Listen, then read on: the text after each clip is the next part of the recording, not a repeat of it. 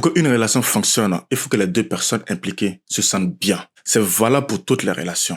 Partenariat, amitié, relations de travail ou familiales. Je sais, c'est plus facile à dire qu'à faire. Mais la principale raison pour laquelle on peut se sentir mal dans une relation, c'est parce qu'on est conditionné à croire que l'amour triomphe toujours. On nous fait croire que si on arrive à entretenir une relation avec quelqu'un, c'est qu'on est vraiment une bonne personne. Mais accroche-toi bien. Parce que si tu restes fixé sur ces ententes, tes relations risquent de finir dans la douleur. Il y a une grande différence entre aimer quelqu'un et être compatible avec cette personne. Imagine un oiseau qui tombe amoureux d'un poisson. S'ils veulent vivre ensemble, l'un des deux devrait se sacrifier. L'incompatibilité, c'est quand deux personnes sont tellement différentes qu'elles ne peuvent pas vivre ensemble. C'est important de comprendre ça, car l'incompatibilité ne veut pas dire simplement avoir des différences. Ça veut dire avoir des différences qui rendent difficile la cohabitation. Garde ça en tête. Aimer quelqu'un ne suffit pas toujours. Il faut aussi être compatible pour vivre en harmonie. C'est un problème courant dans les relations amoureuses. On voit ça tout le temps. Alors imagine cette situation. Une personne veut vraiment un partenaire proche et engagé. Elle rêve de partager sa vie avec quelqu'un. Pour elle, c'est le plus grand désir sur Terre. Dans cette relation, les deux vivent une aventure commune, se sentent connectés, responsables l'un et de l'autre. Maintenant, imagine que cette personne trouve quelqu'un qui veut exactement l'inverse. Cette autre personne adore son espace. Elle veut que chacun vive de son côté et qu'ils se retrouvent que pour partager leur expérience individuelle. Pas de responsabilité l'un envers l'autre. Chacun fait sa vie, sauf pour dormir ensemble ou quand ils en ont envie. C'est l'exemple parfait d'incompatibilité. Les deux ont des visions complètement à l'opposé du partenariat. Si l'un essaye de s'adapter à l'autre, il en souffrira. Dans cette relation, l'un se sentira étouffé et restreint, tandis que l'autre se sentira repoussé et abandonné. Souvent, ces différences viennent des traumatismes du passé. D'un côté, il y a la peur d'être seul, et de l'autre côté, la peur de perdre son espace. Peu importe l'origine de ces désirs, ils ne changent pas pour autant. Tu ne peux pas passer ta vie à guérir ou à essayer de guérir quelqu'un d'autre de ses désirs. Reconnaître une incompatibilité dans une relation est difficile à admettre. On doit alors changer la nature de la relation, les rôles qu'on joue, ou y mettre fin. On veut tellement que ça marche qu'on préfère ignorer l'incompatibilité. On vit alors en évitant ou en niant que cette personne est incompatible vis-à-vis de nous-mêmes. Et en restant dans cette dynamique, cela crée des tensions internes et conditionne la fin de la relation. Si on ne peut pas être totalement authentique sur l'incompatibilité, on fait souvent deux choses. A. On essaie désespérément de se changer pour répondre aux besoins de l'autre. B. On dit constamment à l'autre qu'il a tort et qu'il devrait s'adapter à nous. Et ça crée une atmosphère de honte dans la relation. Et quand on dénigre l'autre pour cette différence et qu'on lui explique pourquoi il a tort, puis qu'on essaie de le guérir, ça ne marche pas. Si tu fais comprendre à l'autre qu'il doit changer parce qu'il y a quelque chose qui ne va pas chez lui, il se sentira mal aimé, non accepté, ce qui le blessera davantage. Si l'un des partenaires a une incompatibilité grave, il ne pourra pas dire honnêtement « j'aime mon partenaire tel qu'il est ». Parce que la vérité, c'est qu'on veut que l'autre change. Parce que sa façon d'être nous fait souffrir. Beaucoup de gens ont grandi dans des foyers où la sécurité signifiait se débarrasser de sa propre identité afin de créer une harmonie sociale plutôt que d'apprendre à se connaître soi-même. Ces personnes deviennent des adultes qui ne se connaissent même pas et vivent une relation sans la capacité d'évaluer la compatibilité dès le départ. Ils essayent de devenir exactement ce que l'autre veut et se privent de leur vraie identité.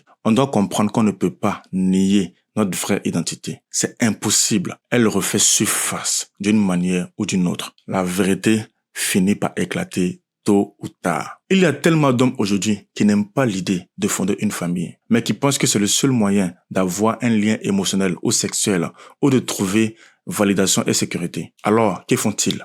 Ils s'engagent dans une relation où ils doivent se donner à 100%, même s'ils ne le veulent pas du tout. Ils n'osent pas dire « je ne suis pas du genre à fonder une famille, je n'ai pas une valeur famille », mais ils se plient à ce que la société nous impose. Ils ont appris que ça fait de vrais connards en disant cette phrase que je ne suis pas du tout famille. Mais la vérité finit toujours par ressortir inconsciemment. Ce qu'il faut voir ici, c'est qu'on est faux et qu'on induit les autres en erreur en faisant semblant. On met un masque pour être aimé. Mais quand tu entres dans une relation de manière inauthentique, c'est ce masque-là que les gens aiment, que les gens choisissent. Et donc, quand tu enlèves le masque pour être aimé, pour ce que tu es vraiment, ça ne marche pas, car les gens ont accepté le masque par la personne derrière le masque. Et ces gens se sentiront trahis et rejetés. La seule façon de résoudre l'incompatibilité et de rétablir l'harmonie, c'est de changer les rôles. C'est fréquent dans les entreprises. Quelqu'un peut être un mauvais manager, mais un excellent service client. C'est pareil dans les relations. Une personne peut être incompatible en tant que partenaire de vie, mais un super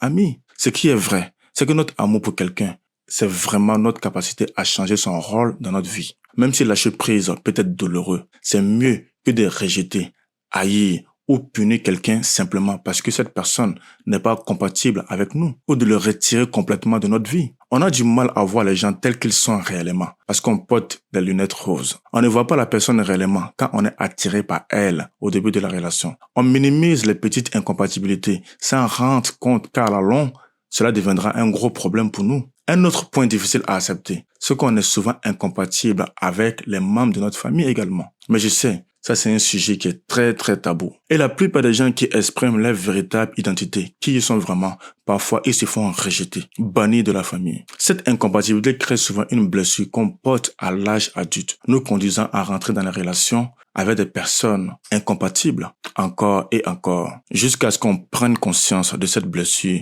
et qu'on choisisse des partenaires compatibles. Voilà pourquoi il est crucial d'accepter nos incompatibilités pour éviter des relations douloureuses et trouver des partenaires qui nous correspondent vraiment. Je vais dire un truc qui s'éloigne un peu de notre conversation. Les personnes incompatibles avec leur famille se sentent souvent rejetées pour ce qu'ils sont. Elles essaient désespérément de s'intégrer et ce sont souvent les plus désespérées en couple. Elles peuvent devenir collantes, tellement assoiffées de proximité que ça devient ridicule. Même quand elles trouvent cette proximité, elles n'arrivent pas à rompre la connexion parce qu'elles sont désespérées. C'est un peu comme quelqu'un qui boit de l'eau empoisonnée parce qu'elle a trop soif. La pire, c'est que à cause de ces blessures non cicatrisées, elle attire souvent des personnes avec des blessures opposées. Ces partenaires ont appris à se débarrasser de leur identité personnelle. Pour les autres, subissant un traumatisme énorme. Eux ont dû rejeter leurs préférences, pensées, sentiments, besoins et désirs pour être compatibles avec des adultes de la maison. Sans cette compatibilité, il y aurait des conflits sociaux qu'ils ne pourraient pas gérer. Ces personnes ne savent pas vraiment qui elles sont et ne peuvent pas être authentiques. Elles ressentent les relations comme étouffant et repoussent leur partenaire. La relation devient alors extrêmement incompatible. Une personne se sentira piégée et perdue dans la relation, tandis que l'autre se sent rejeté et abandonné. Les deux auront honte de qui ils sont. L'univers ne fait pas ça par cruauté, mais pour que chaque partenaire prenne conscience de ses blessures et les guérisse. La guérison se fait de deux façons. L'un trouve une véritable compatibilité comme un processus d'adoption adulte et l'autre choisit de vivre en harmonie avec son authenticité, avec quelqu'un qui l'aime pour ce qu'il est. Même si cet amour prend la forme d'un rôle transformateur dans la vie de quelqu'un d'autre. Certains disent qu'il faut beaucoup de temps et d'efforts pour découvrir qui est vraiment l'autre avant de s'engager. Cet argument est très pertinent en matière d'incompatibilité. La vérité, c'est que la vie change, les gens changent et on ne peut pas forcer quelqu'un à être authentique. Et donc, il est très difficile de garantir à 100% qu'il serait complètement compatible avec une personne. Même si après des années de relation, parfois les gens réalisent qu'ils n'ont pas été authentiques et la pression fait éclater cette vérité, changeant tout. Reste ouvert, conscient et prêt à accepter ces changements pour naviguer dans les relations afin de trouver une véritable compatibilité. Cependant, en te connaissant vraiment et en étant brutalement honnête avec toi-même sur ta vérité intérieure, tes préférences, tes pensées, tes désirs et tes besoins, il serait beaucoup plus facile de voir les gens qui ne te correspondent pas. Ça te permettra de placer les gens dans ta vie, dans des positions ou des rôles qui leur conviennent vraiment. Dans des rôles ou des postes où vous pouvez tous les deux être heureux. Passez une bonne journée. À très vite.